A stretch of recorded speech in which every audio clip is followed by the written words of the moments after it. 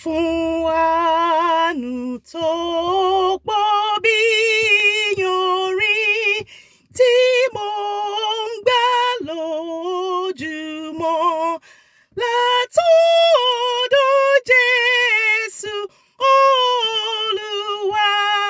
Kí lèmi yóò fi fún? Kí ni ìwọ̀n fi fún Olúwa láti inú ọkàn mi? Ẹ̀ṣẹ̀ tí bà gbogbo rẹ̀ jẹ́ kò tilẹ̀ já mọ́ nǹkan.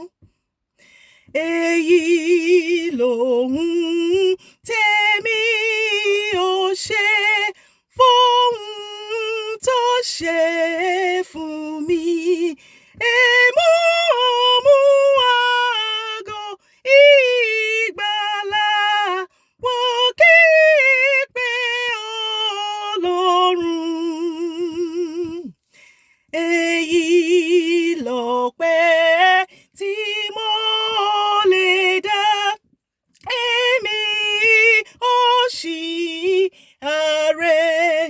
Èmo máa sọ̀rọ̀ ẹ̀bùn rẹ̀, wọ́n sì máa bẹ̀rẹ̀ sí i.